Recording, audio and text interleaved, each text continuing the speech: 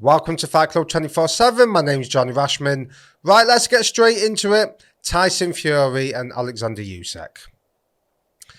It's a complete mess. It's an absolute mess. We're nearly 8 weeks away from April the 29th, the date that's been put in motion, and there's no deal. The deal has to be completely restructured. I don't understand how we've got to this point, right? Somewhere along the line, someone's fucked this deal up, right? That's the cold, hard reality of this, because, you know, they wanted to go to Saudi Arabia. They wanted the Middle Eastern money. And I don't blame them. They would have looked at AJ and Usyk, and Tyson would have thought, I'm just a bigger star as AJ. This is an undisputed fight. You know, we want to be paid like that. And I understand that.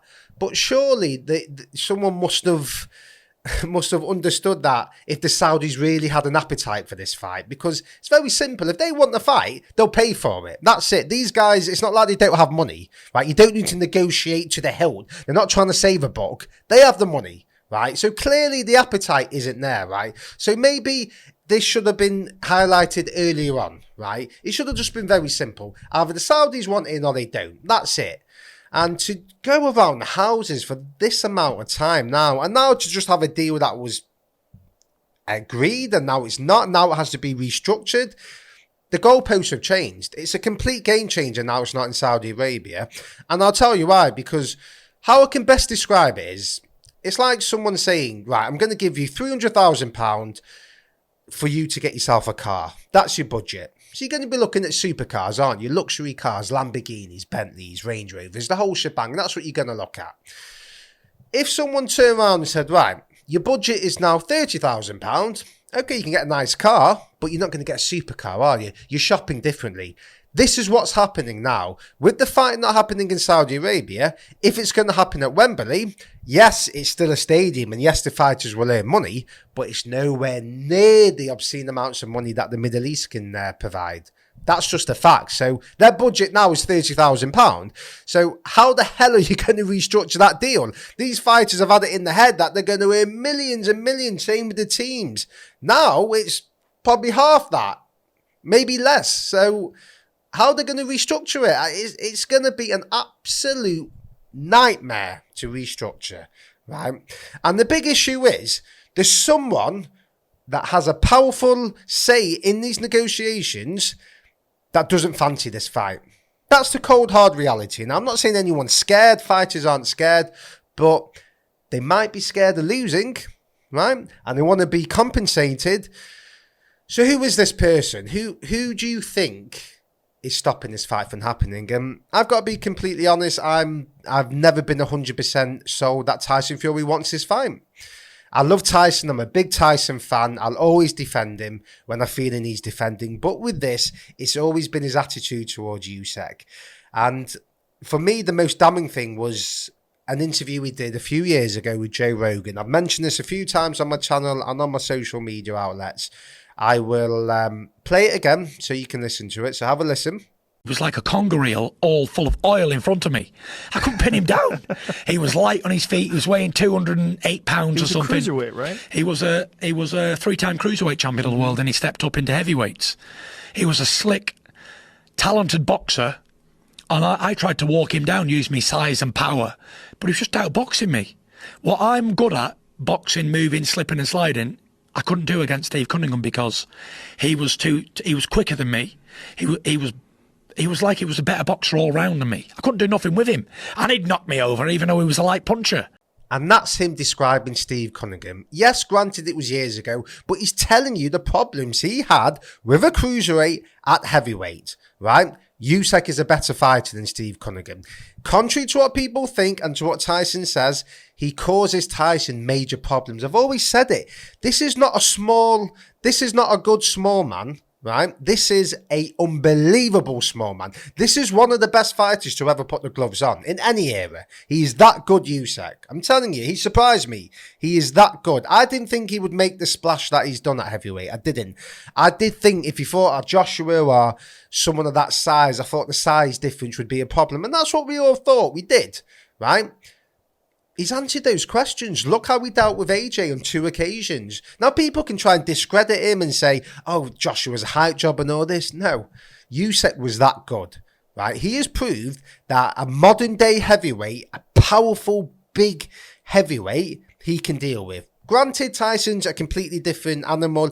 He's a different style, and he will use the size and he will use his size and attributes. I understand that, but Usyk is that technically good, and he has such a good boxing IQ. I can't sit here and say he can't figure out a plan to negate that. He's that good. He is that good, and Tyson knows that. Tyson knows that there's a possibility he could lose this fight. That's it, right? Because this fight, politically, isn't hard to get over the line, right? Shouldn't be hard to get over the line. Now it is because of the Saudi Arabian stuff in the Middle East, the money and all that, which I'll elaborate on. But traditionally, if you're looking at the politics involved, this is not fighters with two different broadcasters. This is not promoters who have had bad relationships in the past. This is a fight where history's in the making. It's an undisputed heavyweight title fight. We've not had a thing since Lewis and Holyfield, 20 plus years ago, right? So you've got history on the line, you've got money on the line, two undefeated fighters. This should be an easy fight to make, right? The problem is if someone doesn't want this fight, right, or they're causing problems in the negotiations, because let me tell you something, you can talk yourself out of a fight. It's very easy. You can price yourself out. You can come up with demand after demand. It's very easy. Right? If you want the fight will get made. Look at when Tyson fought Deontay Wilder, right? He had to be the B-side. When he came back, he was away from the ring for 3 years. He accepted everything and did it, right? He said, yes, I want it, right? If he had that mentality now, the fight would get made. Now, I understand he's in a different position, right? He is the biggest star. He is a world champion, right? I understand that, right?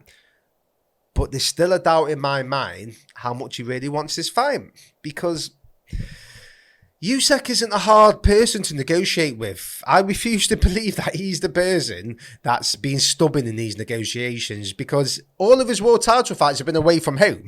He travels away. Like, this is not a guy who's demanding stuff. He will go to your backyard and beat you and take your belt. That's what traditionally, that's what this guy has shown, right? So the issue has to be Tyson. Like, we can all dress it up and we can all play pretend here. And you know, I love Tyson, but I have to call it how I see it. And it's frustrating because it's such a good fight. We want to see it. We want to see this fight. But the problem is, if you've got Francis Ngannou, who's a very limited boxer, right, and you could earn near the same amount of money and the risk is significantly lower, Tyson's going to be thinking, well, let me fight him. He said he's not interested in the belts. He's had issues with the IBF, and I don't blame him with all the politics involved now with the sanctioning bodies. I don't blame him. Right? So this is not someone who's dead set on being undisputed. He doesn't care. And that's the problem Frank Warren and the team have, because if Tyson doesn't care about being undisputed, he just wants to be paid. If he's saying, I want the biggest amount of money, that's what I want, then you have to say Ngannou really could offer maybe more money than Usyk, because he's a bigger name in America. You know, he brings that crossover appeal. Do you know what I mean? You've already got MMA fans thinking Ngannou can fight top 10 fighters and, you know, he'll beat top 20 fighters. I've said it on my socials. He wouldn't beat Dave Allen. He wouldn't beat a one-and-known pro called Ricky Gorman, who's a great prospect from Manchester. And people can go, of course he'd beat them. He wouldn't beat them. He's not a boxer. Right? He's not a boxer. He's a MMA fighter. He's got good striking. He's got good power. Right? He isn't a boxer. He's not going to beat someone who's been boxing for many years, who's been in with world-level fighters. Dave Allen has been in with Luis Ortiz, Dillian White. Right? He will beat Francis Ngannou. So will Ricky Gorman. Right? That's just the reality of it. I don't buy into hype. Problem is, there's more non-boxing fans than there is. And there's people who think, oh, it's the baddest man on the planet and it'll be packaged up like that. And I fear that's what we'll see next. And it's really frustrating because there's major problems with this fight now. I can't see how this can get over the line for April 29th with the deal now having to be restructured. As I've highlighted, you know, these guys have had millions in their heads. Millions, absolute millions. And now you're saying to them, hold on, we're scrapping the majority of that and you're going to earn this. Tyson's going to say, well, I don't want that. You know, you promised me millions. That's what I want. So that's the issue that we've got now. It's going to be so hard to restructure because Frank Warren and I think of other people from Tyson's team, I don't know if it was Frank, I think it was Bob Arum actually, who said Tyson deserves a lion's share because it's in Wembley and at the end of the day, he's the one who's selling it out. Now, from that point of view, I understand it because he has proven the last 2 fights against Dillian White and Chisora that he can fill out that stadium. It never filled out because of those two, the opponents. It filled out because of Tyson. You have to give him that respect, right? So I understand that point of view. But Usyk's got 3 bouts, right? If you're going to package this as an undisputed fight, which Frank has said, he said it's the World Cup of boxing, the Super Bowl of boxing, it's an undisputed history-defining night. Then if a guy has 3 bouts, you can't say, well, it don't really matter, actually. Our fight deserves a lion's share. It doesn't really work, does it? Right? Because at the end of the day, Usyk's the one that has 3 bouts. He's just beat one of the biggest stars in the sport. So the idea that Tyson deserves the lion's share is just crap. It's a way to talk yourself out the fight, right? Now, should it be 50-50? In an ideal world, yeah. But at the end of the day, you don't get what you deserve, you get what you negotiate, right? And Usyk's promoters aren't stupid, right? They'll know this. I think 60-40 is fair. I do. I don't think Usyk will, I think if they had to go with that, I think they'll go with that. Anything below that is a piss take. If you start saying 70-30 and things like that, it's taking the piss. And you can talk yourself out of a fight. That's it. If you don't want it, you can talk yourself out of it. So I fear we see this fight. I fear we don't see this fight next because we've been here before, haven't we? The constant updates, contracts are being sent. We're meeting with that guy and this guy. We're positive. We think it's going to happen. I don't want to hear that. I don't want to see the promoters at an Arsenal game and a Man City game. No disrespect. I just want them to do it behind the scenes and announce the fight. That's it. I don't want to hear the updates. I don't care. Right? I don't want to see people meeting each other. Just do it behind the scenes and get the fight negotiated. That's it. Because if it was going to happen, it'd be announced. Right? When I'm seeing stuff thrown in my face at every opportunity and updates, it puts doubt into my mind because we've been here. We've seen it with these teams. Not Usyk. We've seen it with Tyson's team. We've seen it with AJ multiple times. We've seen it with other fights, Somewhere along the line, we have to turn around and say, come on, you're taking the piss now. Like, put the fight on or don't. Stop promising us if you can't deliver it. Because at the end of the day, I can't believe that we're in 2023 and you can sell out a stadium at Wembley for an undisputed world heavyweight title fight and that's not enough. And that's not enough. I mean, what has boxing turned to? And I said this last year with Saudi Arabia coming into the game. I've changed my mind a bit because at the end of the day, if they want it, you've got to move with the times. If they're putting money into the sport, okay, I understand it. But the price range the price that they're coming up with to pay for fights is inflating the market. I said it last year. I said other fighters and big fights that should happen, the teams are going to say, well, hold on. If this guy made that in the Middle East, we want that, or we're not fighting. And that's the problem you have when people are overpaying for fights. And unfortunately, this is it now. This is the issue that's happening. Fighters are now turning around and saying, well, I want this person, I want that person. Didn't Tyson say last year, he said many things, he wanted 500 million? I mean, if you're Saudi Arabia, you don't want to be dictated to. You don't want someone saying, well, I'm only going to fight here if you pay me this. You don't want that. You're just going to say, well, okay, mate, we won't pay you. Do you know what I mean? You can't just hold people to ransom. It's not worked out, has it, with Saudi Arabia? I don't understand how. I can't understand how Eddie Hearn can get this over the line, but Tyson's team can't.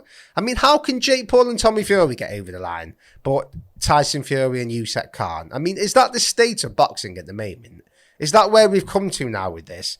And now Wembley's like a bad option. You have fighters having to pay to fight, right? Literally, they have young fighters coming through. They have to pay to fight. They're losing money. Then you've got fighters who have the chance to fill a stadium out in front of the home fans, and that's not good enough. I mean, I think we might as well just pack up and go home. It's just unbelievable. It's just horrible to see. Now, look, I understand that it's a hard game. Get what you can get what you can get out of the sport. I understand that. But also give back to the fans, because I don't care what anyone says. I don't care who pays. I don't care if it's the Middle East. I don't care if it's Asia. I don't care if it's space, right? Without fans, you don't get paid. The promoters don't get paid. The fighters don't get paid. The broadcasters don't get paid. No one gets paid, because the fans are the ones that create that demand. Right, that's it. It's as simple as that. Saudi Arabia want to pay for these fights because they want people to come to Saudi Arabia, right? If fans don't come, they're not going to pay for it. That's it. So the fans are always key. And as I always say, this channel is for the fans. That's it. It's not for the promoters, not for the fighters. It's for the fans, right? And I'm always going to highlight these issues. And somewhere along the line, we forgot this. Promoters, they forgot it. They forgot that the fans are the ones that create the demand. The fans are the one that pays the wages. That's it. Now, as I say, I understand fighters want to earn as much money as possible, but where does it end? Like, no one's offering you £10 to fight Usyk. You're being offered millions of pounds in a stadium. Take the fight. Give the fans what they want. Earn a lot of money.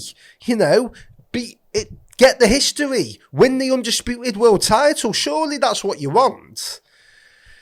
It's just frustrating, because at the end of the day, I fear for the future of boxing now, with this YouTube crap, and we've got this Jake Paul nonsense being ranked by the WBC if he fights Tommy Fury, which I'll put another video out about that. I'm fuming about that. It's just the sport that I love is being watered down into crap, to be quite honest with you, and I fear for it. Look at the UFC. Last week with Islam Makhachev and Volkanovski. Look at that fight. You had two elite fighters. It was a pleasure to watch. It was captivating. It was two elite men at the height of the powers. Not men who are washed up or who should have fought 5 years ago and who have no desire to fight. No, in the prime, fighting. That's what we want to see, right? And that can happen. But unfortunately, it's got to come from the fighters. And if both fighters don't want this fight, or one fighter doesn't want the fight won't happen. And unfortunately for me, there's someone in this who doesn't really want this fight, in my opinion. Hope I'm wrong. I hope I see it next. But I do fear that we won't. Let me know your thoughts. Do you agree with me? Do you think we will see Usyk and Tyson Fury next? What do you think of the state of boxing currently? Like, comment, subscribe, let me know.